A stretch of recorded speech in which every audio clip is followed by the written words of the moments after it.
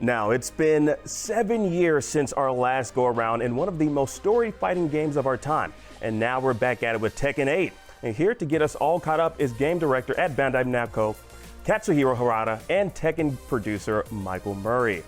How are you all doing? Thank you all so much for joining us. My pleasure. Hey. Now, we have some very specific questions that I'm pretty sure all the fans are excited to hear the answers to. So I'm going to start with my first one here.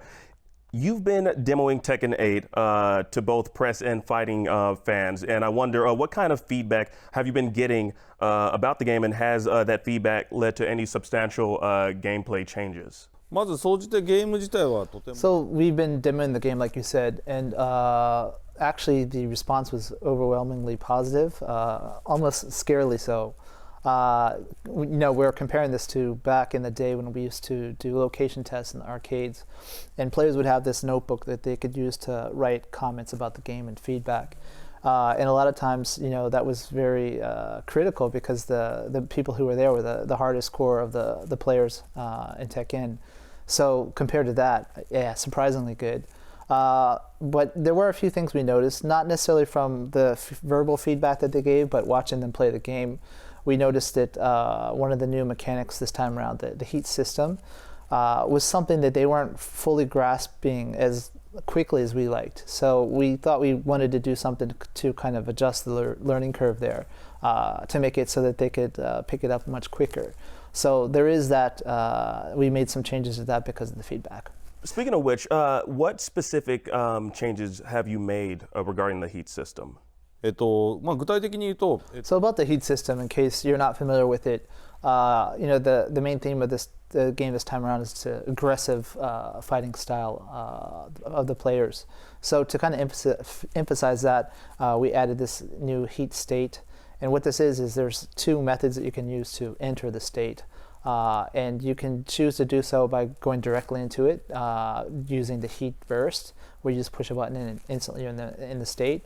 Or there's certain moves for each character that when you hit your opponent with them, it allows you to enter the state as well. Obviously, there's more advantage to hitting your opponent with the heat engager, is what the move's called, rather than going directly, because you get more time in the heat state that way. But previously, if you notice on the bottom, the health gauge, where the heat energy is, there used to be kind of like these chains representing almost these stocks. And so depending on if you had one or two, the things you could do were a little bit different. And it wasn't necessarily that straightforward to the players, so we wanted to streamline it. So we got rid of the heat energy in the meaning of the stocks and just has the gauge. So it's much more simplified, and you can also tell right away what you're able to do. And when you're in the heat state, there's also this kind of very cinematic sequence of attacks that each character is unique to each character, called the heat smash. And so it used to be that the command for this technique was different for each character, but we've also made that just one button to kind of simplify it across the roster. So those are some of the major changes we made as a result. You mentioned aggressive players. So do you think Tekken 8 kind of caters more to aggressive players or defensive players, given the gaming mechanics? That's an interesting question. It's quite a deep one. So we first need to kind of start off on the kind of basis of the philosophy there. So many people might not think this way, but if you look at fighting games, they're different when you think of defense and offense than other versus online games. So in other games, when you attack your opponent, most of the time the damage is done if they're in the space when you're attacking. But for fighting games, you can block attacks, right? So that can totally negate the damage of the attack, which is already makes it kind of skewed to defensive capabilities in that result.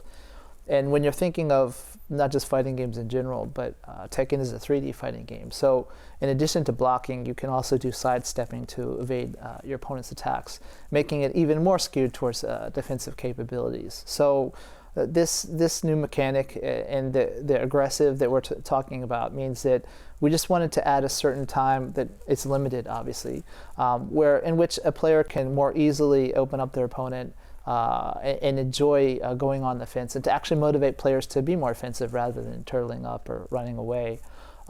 Because it's actually quite fun when you actually go on the fence and try it out. And it's a lot more fun for spectators who are watching the game as well. So those were not just the players themselves, but people watching the game via live streams or esports or whatever is something we had to take into account as well. Yeah, I'm definitely always on the defense, so I'm going to have to not turtle up, as you say, and run away. Now, historically, let's talk about like the cabinets that that Tekken usually comes out with. Like Tekken has been a game where they've been released on arcade cabinets with the console version coming out later. Things are a little bit different right now. So can you describe why the change with Tekken 8? いくつかポイントありましたね。もともとやっぱりおっしゃったように一番大きい。There's actually a variety of reasons for the change. It is a major change in the history, as you mentioned. This is the first time we're actually starting off with console, and there were several reasons why we're doing this. One of the major ones, obviously, is just the state of the arcades worldwide. Previously, they were everywhere in the U.S., in Europe, Asia, etc. And then they started declining, right? But the speed of the decline in the West, the US and Europe, was much, much faster than that of Asia. So probably around Tekken 5, which was like 2005 or so, was when we started to see a noticeable difference there. And what happens as a result is when you started to not see arcades anymore in the West, but only in Asia, when we were doing an arcade-only release first and then jumped to console, that meant that the players in the West were having to wait for 2 years to get their hands on the game. So the start line for people in Asia and those outside of Asia was different, which wasn't a great thing for many reasons. And then another is just a simple internal matter that since then our company has changed the organization so that the arcade guys are actually a separate company from the console division, which Harada and I are in. So many kind of elements went into that decision, but the first two are probably the biggest ones. So that means that it's ending with Tekken 7, which is the final arcade cabinet, right? At least for the arcade first release. Yes. Well, fortunately, here in the IGN office, we have a Tekken 7 cabinet. Yeah. I saw it. And I have this, if Harada-san can do us the pleasures of signing it after our interview. Yeah, of course. Excellent. Yes. Awesome. All right, now my final question. Now the next closed network tests for Tekken start July 21st and again on the week of the 28th. Can fans expect to experience, what can they expect to experience, like regarding like stages, characters, competitive gameplay, etc.? What can we expect? キャラクターは16体だったね。So we actually had the closed alpha test at several events. I think Combo Breaker was the one in a big tournament in the US. We had some in Europe and Asia as well, where limited people who were actually participating in the tournament that day could, for Tekken 7, could check out the game. So this is the first time we're actually opening up to a broader audience. And so for the closed network test, we have two different dates, as you mentioned. The first one will be on the PS5 only. And we'll have 16 characters available, which is a decent size. And that's just for this time. Obviously, when we release the game, it's going to have a lot more characters than that. But just for the test. There'll also be about 5 stages. And you'll be able to play all the new mechanics we're talking about, and the changes we made to the heat system as well will be reflected in that build. Not only that, the second date you mentioned is when we're going to be opening it up to crossplay between PlayStation 5, Xbox Series X, S, and PC. So that'll be something the first time that people actually get a chance to check out not just the network play, but crossplay as well. So we're looking forward to that. I think we're all looking forward to it. This is really exciting. Harada-san, Michael, I want to thank you both so much. We're going to go to our Tekken 7 cabinet machine, and maybe I'm going to get you to sign it, and I'm going to show you some of my defensive techniques if you're open to it. You're probably going to school me on it anyways, but yes, fighting fans can look forward to Tekken 8 and follow IGN's coverage as we get closer to the release. IGN Summer of Gaming continues.